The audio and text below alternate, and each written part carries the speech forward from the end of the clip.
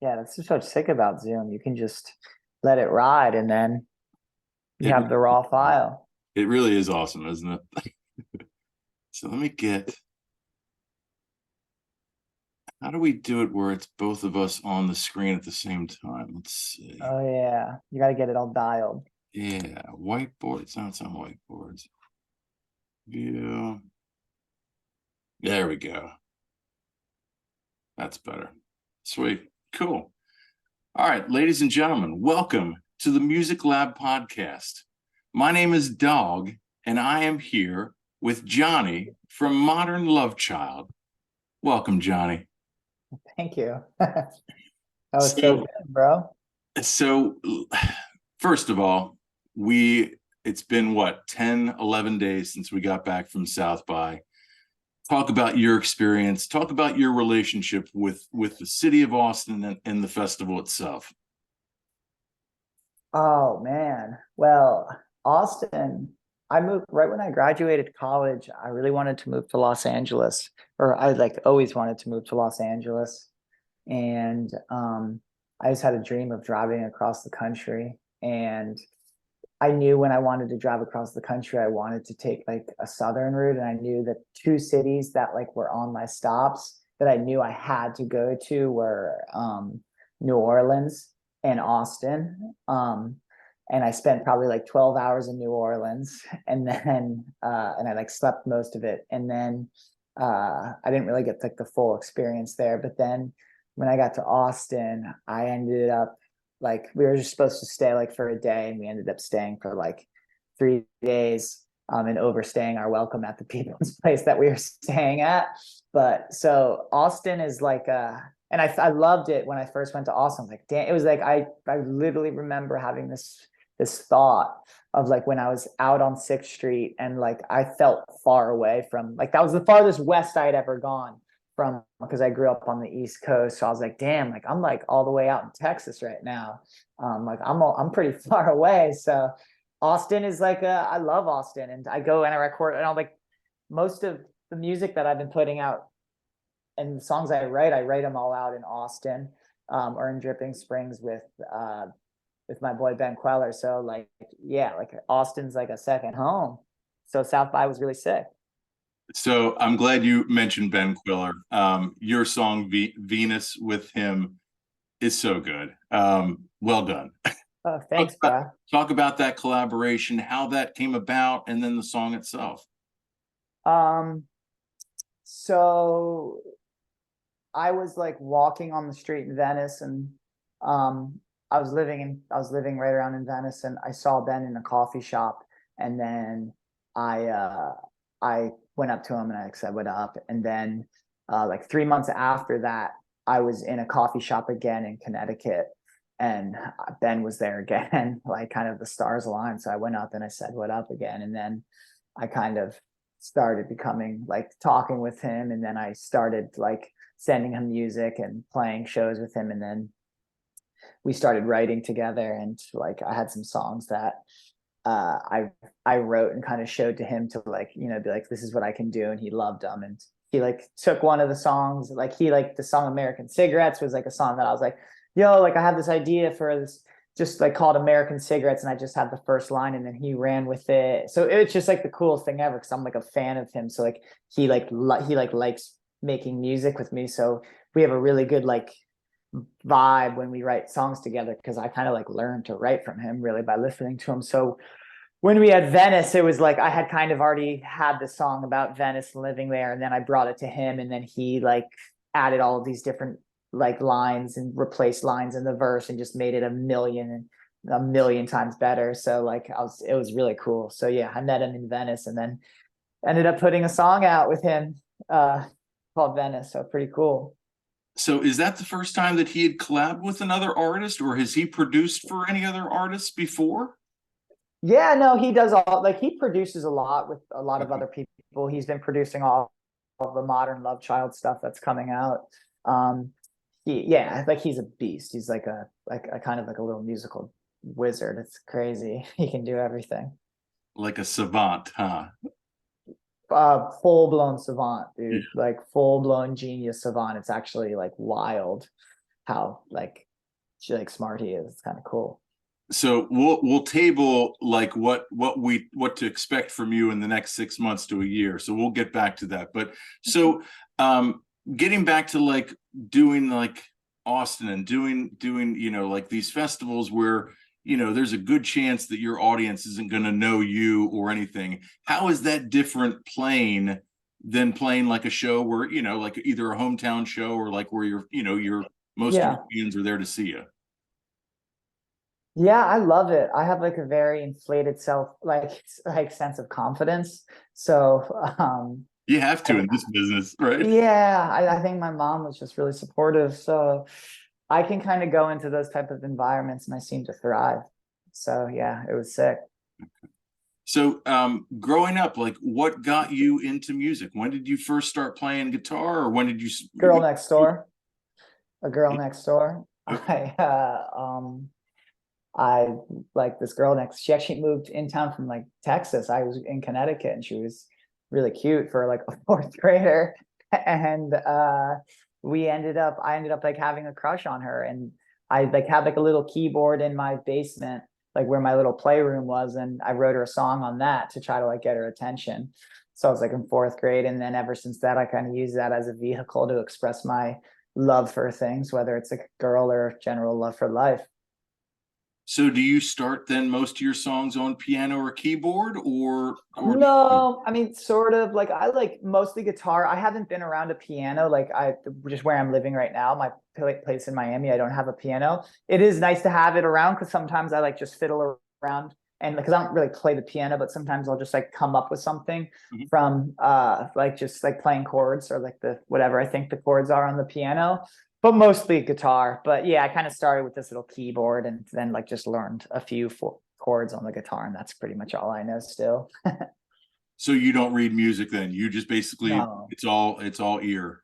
That's awesome. I Yeah, I'm not that musical. I don't know if I'm that musical. I can play like the guitar and all that and write songs, but I'm not like a musical. I'm not like people like Ben, he's real musical. He knows the notes and shit. Like I'm just like I just wanted to learn enough of the notes to create a song. Like all I care about is just like writing a song. So Yeah.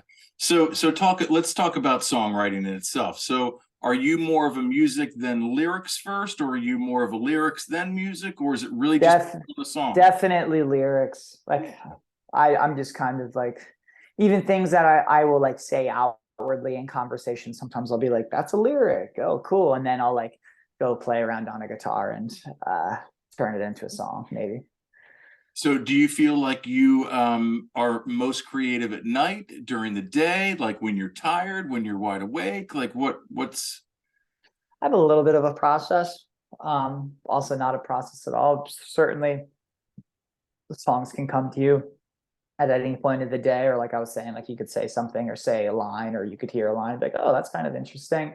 Mhm. So that's like kind of evergreen. But then at night, I like if I'm like chilling and like having a drink or smoking and like doing something like nefarious. Like maybe I'll come up with something like I'll just mess around and just kind of be in like a creative headspace and come up with something cool. And then I'll wake up in the morning and have a coffee and like be in like a different mind, like a more like editorial mindset, and then kind of like look at it and maybe play it around while I'm having a coffee instead of having like a glass of wine or something. Right, right. So you were born in Nantucket, Massachusetts, is that correct? Or grew up? Mm-mm. Mm-mm, close, dude. Very close. So I like my mom lives there. Okay. I was born in Connecticut, but Okay. it was like we used to go there. It's like a family, like my whole family goes there in the summer. And that's kind of like home for everybody. That's where we do all of our like uh uh, uh holidays and stuff. Sorry, dude. I'm getting a call right now from my AC company. I could write a movie on what's going on with my AC here in Miami. So my shit broke down, and then like I went to go get a bunch of quotes, and they all tried to rip me off. Like literally one guy was like, yeah, it's gonna be like $10,000. I'm like, bro, I'm in a one bedroom, like, no. And he's like, all right, well, how much you got? I'm like, dude, are you kidding me? Like, it's shit like that. Like Right. classic, like Miami, Florida shit. So I ended up getting like paying $5,000 for a whole new unit. Like I had to do it. It's like, what am I going to do? I live in Miami. You need air conditioning. There's no like, the ceiling fans don't cut it, bro. Not in Miami. So I get the air conditioning installed 3 months ago. Hasn't worked since. I've had literally every single person who works at this air cooling company come and try to fix the shit. And every guy's like, I got it, I figured it out. And then 3 days go by and the shit's not working. So now I'm like, I hit up the CEO and just like, I wrote like a very well I expressed my anger, but like, and I'm just like, bro, you have to like, I've just paid a lot of money and I keep having people and they're just not fixing it. Like, please level set with me here. So it broke again today. And then finally the guy came, he's like, well, I figured it out. So we'll see. But someone from there was just probably calling to try to like, I don't know, try to keep me as a customer or something. Johnny, I'm so sorry that you've had to deal with that, because that is just like, that is an awful, like, infuriating situation. Like, So infuriating. It's like, because it's like, I don't fix fucking AC units. This ain't my shit, bro. Like, come on, man. But it's anyway, that melt stuff that you just don't want to deal with. you don't want to deal with, dude. Like, come on, bro. But yeah, so Nantucket is like, that's technically home, but I wasn't born there. Gotcha. I was raised in Connecticut, yeah. Which sounds like just like the most East Coast, like, oh, well, I did Nantucket, but then I was also raised in Connecticut. It's just like so absurd. By way of New Hampshire. By way of, yeah, it's just like very strong New England vibes. Yeah. So living in Los Angeles, now living in Miami. Yeah, shout out Miami, shout out 305. What do we like about Miami? What do we like about Los Angeles? I like everything about Miami. Yeah. I'm the biggest Miami supporter. Shout out Miami. It's a great city. It's a great city. So look, when I was living in California, in Los Angeles, I thought I would never leave. I lived like a quintessential little surfer life, like living in Manhattan Beach, surfing in the mornings. I had like my little neighbor. We had like block parties and shit. It was really wholesome. It was so sick. I loved it. Over COVID, my lease and my living situation like ran dry essentially. Like, I had to find a new place to live, and I was like looking around all LA neighborhoods, and I'm kind of like, I've lived there before, I've done that. Okay, like I was kind of like, I kind of did, you know what I mean? I was like, I like no, like there's nothing's exciting me. Like I love it, but nothing. There's no like no more curiosity really. And then I was always kind of curious about Miami, but I just never thought it was like a viable option. And then over COVID, I was like, fuck it, went to Miami and absolutely love it. It's like a proper city, which LA isn't. I love LA, but it's not a city, like Miami's dope. You can like I can walk from my downtown apartment to the basketball arena, and there's a theater somewhere in the city, and there's like museums, and there's a mall, and it's like real city vibe. So I'm enjoying that because I haven't really had that in my life before. And the people mover is great. Like if you want to go down, like that's great. Like every city should have something like that. It's amazing. Yeah, it's so cool. It's great. So yeah. You been? Many times, yeah. That's nice. Like I told you, like Coral Gables and like Coconut Grove, those are my favorite areas. But like downtown too, like right off the people mover, there was like this cool town center area. I don't even know if it's still there because it's been so cool. Story about Miami. So the last time I was there was 2017. Okay. For opening night of Radiohead at American Airlines Arena for the spring tour. So you're like a music guy. Like you love music, huh? Yeah. Sick, dude. I love people like you, bro. Yeah, I unfortunately I never was a musician. I never could play an instrument, but I could sing. But yeah, live music for me, like it's like the ocean probably for you. I need to have live music in my life at least once a week, or I just like go nuts. Yeah, it's the best. So where are you normally going in Pennsylvania? Like Philly? Yeah, so that's like I hate this state and nothing against Pennsylvania, but it is nice because I'm close to Philly, I'm close to Baltimore, I'm close to DC, I'm close to New York City. Yeah. There's a lot of great venues, there's a lot of great culture. So yeah, it's not who's your like who's your favorite band type of vibe? Like who are your top? Like are you like 90s guy? Like what's your thing? Yeah, so Radiohead is number one. Pearl Jam is number two. Okay. And then number three is just a rotation of bands. It's really kind of like where my headspace is, or like Yeah. where I'm feeling. Like those two bands are so above everyone else that, Yeah. number three is really hard to kind of. But then what are just some other bands if you're not even Oh, so putting? I mean, Young the Giant, Dogg, Yeah. Yeah. War on Okay. Drugs, Mount Yeah. Joy, Yeah. LCD Sound System, Nine Inch Nails, Yeah, like, dude. yeah, We I have the got, same, we have similar taste in music then, yeah, probably. yeah, definitely. But so, from a venue standpoint in Miami, like, what's your favorite There's, venue to see? dude, nothing. I mean, nothing really, bro. Like, there's That's what's the that place point. called? I saw this place called what's it called? I saw it. You know that band Khruangbin with the chick with the wig or Yeah, Kara? cool. I don't even know how am I saying it right? Khruangbin. They're Yeah, like the coolest band ever. I saw them. What is it called? It's like, but it's like a proper like kind of like theater music. I forget what it's called, and this is gonna okay. bother me, but it's in Miami Beach, and it's like a dope, legit theater. But there Not the are Broward Center, is it? no. Okay, that's in No. Fort Lauderdale. Yeah, no, there's more like alternative music like venues in Fort Lauderdale. There's not as much in Miami. Gotcha. But maybe I'll just like charge and Modern Love Child will have a tune that just blows up and then I'll have enough money to like Open a start like venue. open a venue here. That'd be sick. Dude, that would be the ultimate, right? To like That be successful enough as a band that could be like your like like but little yeah, there's really not a lot of like alternative. I mean, maybe there's a whole scene in Miami and I'm just not cool enough to know about it. That's probably very like possible, but like I don't know a lot of other like on my alternative indie rock type musicians in my I don't know. I'm sure there are, but there's not like much there's not like a lot of rock clubs to go see that type of music. right. So it's hard to think that there's a lot of those type of people, but I'm sure there is. But yeah, it's not like LA, it's not like LA, it's not like New York. So let's talk about touring and talking about being on the road. Like, is that something you enjoy? Is that something you look forward to? Like, or are you Cool. like as soon as I get home, like thank No, God? Or coolest thing. I haven't done it enough to be like, it sucks. Like I hate touring. I had the best and I've had the coolest experiences. I was oh, been like a massive Ben Queller fan and a massive Houndmouth fan, and those are the two bands that I've gone on tour with. And so it's I'll see Houndmouth in 3 weeks in Harris. sick. Yeah, They're a so good. ridiculously good live band. Like And they're I met ridiculous. Katie down at South by. Oh yeah, well she's not in the band anymore. Right.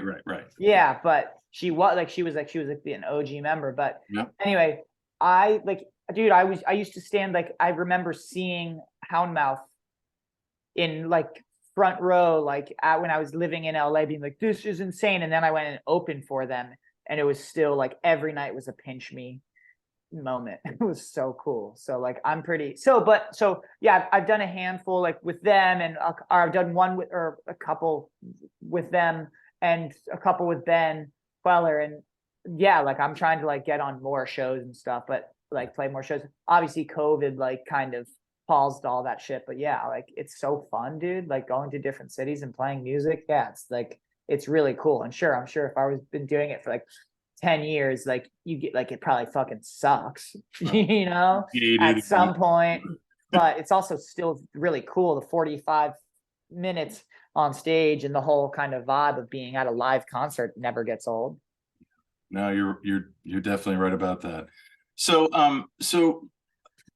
musicians that you've played with outside of Ben Quiller, then like who's inspired you, or who's really like wow, like when you saw them play or when you heard them play, like wow, like Houndmouth. okay, Houndmouth in terms of like songwriters, Dr. Dog. I mean, I yeah, love them. Built yeah, to Spill is kind of like my like, they're might be number one in terms of just like a band. They're just like incredible. okay. If you've never heard of Built to Spill, you should listen to them.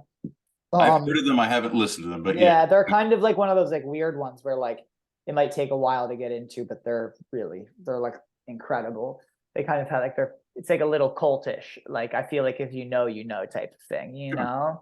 Um, and so yeah, and then also like I don't know if I said the Killers, but like I think Brandon Flowers is just such a badass dude. He's just like the coolest fucking Like he's just, a or just, great yeah, songwriter. Like yeah, he's he just the writes best. anthems. Like he Yeah, dude, that's my, yeah, that's like, I'm trying to be like a Brandon Flowers and write some anthems. Like he knows how to write an anthem. So it's cool.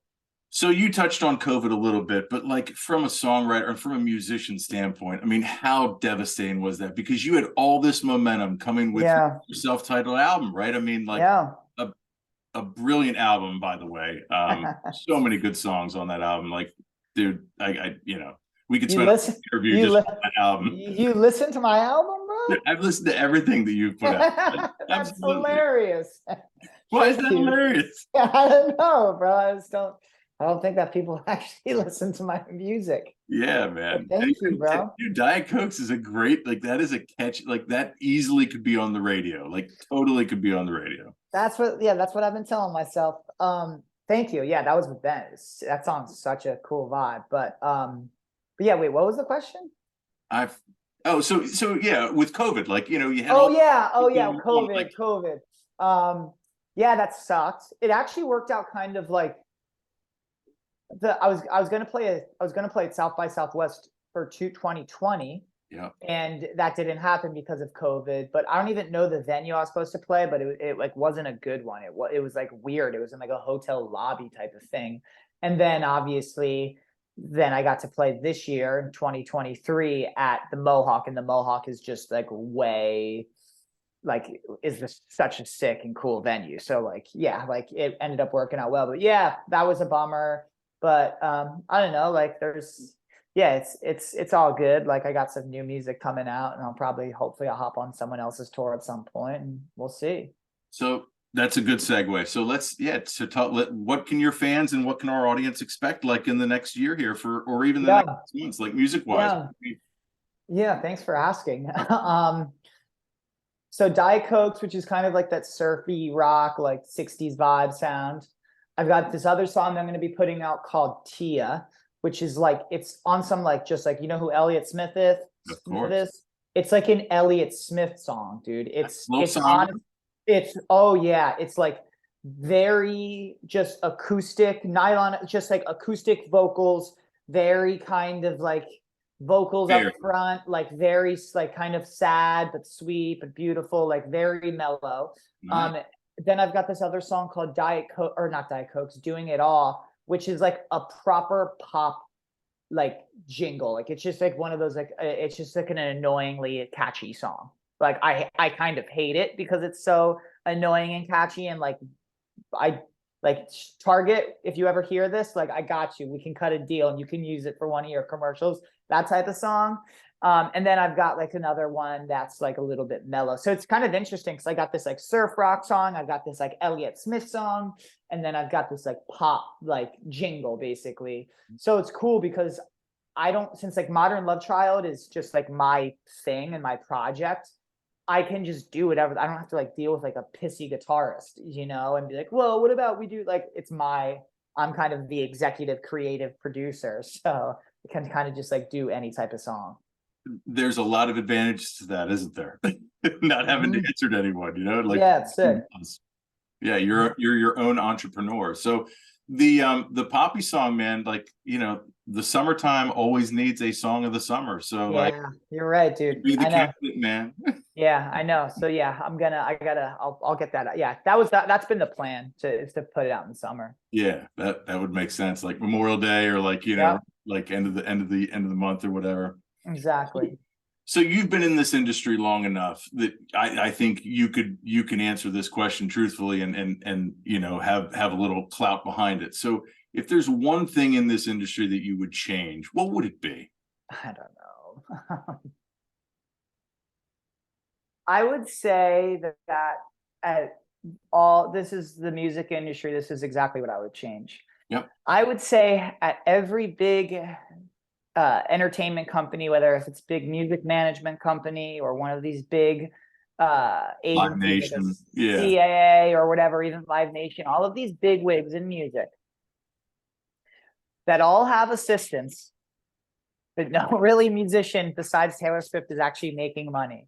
I think all of these, I think going on the record that every person who works in the music industry that has an assistant needs to be audited to see whether they actually need an assistant. That's because I've worked at, like my first job was an assistant in the music industry. And I'll tell you damn straight, a lot of motherfuckers didn't need assistants and weren't that busy. So that's what I would change. It's kind of like the government, you know, just get rid of the Exactly. just get rid of the pork. So so other than like releasing music then this year, like what are your other goals and achievements? Say like, you know, what's your 5-year window? Like where do you want to be in 5 years with regards to this industry and where you're at, you know, currently as, you know, as a career? Yeah, man.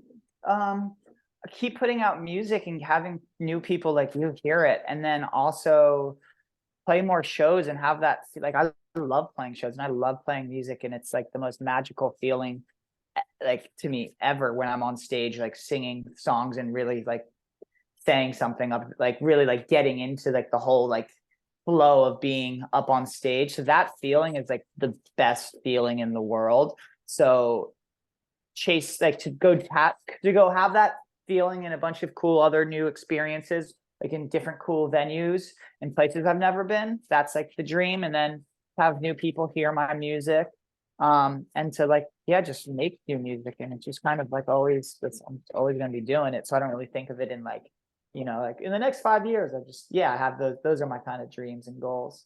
You're living the dream, my friend. What about you? What about you, dude? What do these next 5 years look like for you, bro? Man, well, so I mean, we have a clothing company, so you know, we're trying to get, you know, it was 3 years in February for that. What So type of clothes? it's all of the designs capture the confrontation between predator and prey, and they're all done in a tasteful kind of way, not violent, not gory, but yeah. So we have 9 designs. We have a new design coming out next month, plus our What's it called? RAR Outfitters, RAWR. So, Okay, cool. Are you an outdoorsy type too? yeah. We're much for saving the planet and saving, you know, keeping animals from being extinct and keeping, you know, their homes being, you know, taken away by, you know, just what's the word?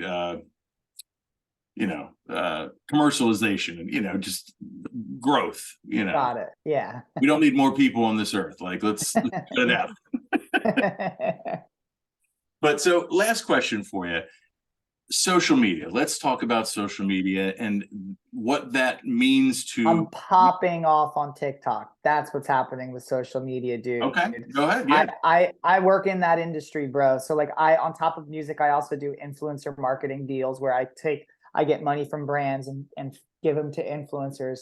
And Oh, okay. that's the future, bro. Like that's like you have, if you want to do music and if you want to get heard, you have to now also be a content creator. And it sucks. Like, you know, I mean, you don't have to. There's also people like bands like Houndmouth that are just that good where they will like probably get discovered somehow. But like if you like, you have a better shot of being heard if you're doing stupid ass videos, but you should just try to find a way to make it your own. And that's what I'm doing. Like I posted like, I went ham on TikTok today. That's all I did was make videos, because it's just like, anytime that someone discovers my page is another time they could potentially discover my music. And then maybe that gets me a little bit closer to that little dream that I was talking about, you know? So like, why not, you know? So yeah, like you kind of got to do it. Like if you really care about it, like, yeah, do a video. If someone discovers your page and then discovers your music, like great, it's net positive. Yeah. It is like, you know, just for the podcast too, you know, it's kind of, and, you know, just the other bands that we've talked to during South by and since, like, they kind of treat it as like a necessary evil, you know, like exactly. It's not enjoyable. It's, you know, well, it's not always not enjoyable, but for the most part, it's enjoyable. And, you know, that is kind of like to your point, that is the way to reach an audience. That, you know, it's not through video. Yeah, no, exactly. So it's like, you know, you do what you got to do, bro. So but it's just things change, you know. It's like times change. It's not like you don't like go play a show and hope an A&R guy is like in the crowd like trying to listen to your music and then brings you in and gives you, like, that doesn't happen. Like they look at how many TikTok followers you have. You know, like bottom line. So did you make any connections then at South by while you were there? Did you like any leads or any Yeah, sure. okay. Yeah, probably. All right. Yeah. I think I forget that like South by is like it's about like going and making some leads. So sure. But Yeah, I'm kind of always trying to I'm always like sourcing opportunities. So right. like South by or not, like I'm out here chasing down leads, bro. You You grinding, get man. it? You I'm like one grinding. of these predators, bro. Put me on one of your t-shirts, dog. So what's the weekend looking like? Oh man, I don't know, dude. It's sick. There's like so much variety. If Ultra was last weekend. Did you hit up Ultra at all? well, bro, yeah, man. I literally live above. Like I'm You next hear it. to Ultra. Like oh, my building was shaking. Yeah, I made a bunch of TikToks about it. You should watch. Go to Modern Love Child. I talk about it. I'm just like it's beautiful. Like not my type of music, but it's dope. It's like so many people coming together and like yeah, just enjoying and celebrating music. It's cool. But this weekend, yeah, maybe I'll play some paddle or padel as they call it down here, just this racket sport. Go for some long walks, runs, listen to some podcasts. Probably not try not to party. I'm not like much of a partier these days. Gotcha. Maybe every once in a while, but yeah, just try to be healthy, go to yoga. So yeah, Yeah, pretty chill. good stuff, man. What do you got going on? What's going on in Lancaster this weekend? So actually, we're going to speaking of Radiohead. Some good friends of ours are in a Radiohead tribute band. They're Sick. out of Brooklyn, like Brooklyn, Manhattan area. So they're playing in Philly at World Cafe Live, which is XPN, which is a great public radio station in Philadelphia. So yeah, Cool. we'll hit them up Saturday night and see that. So yeah, that checks off the old once a week live music box. I love it, dude. You're committed, bro. Yeah, we have 3 shows this month. Houndmouth is the 20th. Sick. The Mountain Goats are the 21st. And then one of the bands that we interviewed, the Deaders, they're from Lafayette, Louisiana. You ever been to? Well, yeah, you said New Orleans. Yeah, but no, I would love to go. I need to go to like a place called Lafayette, Yeah, Louisiana. And that sounds country. yeah. I'm sure the yeah. Well, they have a bar there called the Blue Moon Saloon. So if that gives you any idea. Oh, yeah. That But sounds fun. there's a music festival down there that kind of coincides with Jazz Fest. So that's so we're gonna hit up for that. That's at the end of April. But yeah, man, just living the dream. Yeah, dude, you're a music lover. It's great, man. Yeah. Well, Like I said, I love people like you, bro. It's important in life to have passion, and clearly you're passionate about music, so that's cool. and it was really, like we got unfortunately, like I said, we did not get to see you during South by, but we saw of the 60 bands that we featured during our Road to South by series, we got to see 35 of them in Cool. 5 days. And Cool. almost all of them were just really grateful, like and appreciative that we were Oh doing. yeah. So yeah, I mean Yeah. that's all ships rise, like so that's what Totally. trees. Well, But dude, thank you so much for having me on. Thank you so much for listening to my music. I really appreciate that. And let me know if you're ever in Miami, bro. Maybe I'll start playing some shows down here. And then if I'm ever out on the road, I'll let you know or if you're ever coming to a show, let me know. And yeah, I appreciate you having me on this, man. It was cool talking to you. absolutely, man. It was an honor, and I'm hoping you had as much fun as I did. So Cool. Yeah, much dude. love, Thank you brother. so much. All right. Have a good one, bro. Thanks, man. See ya. Peace out. Peace.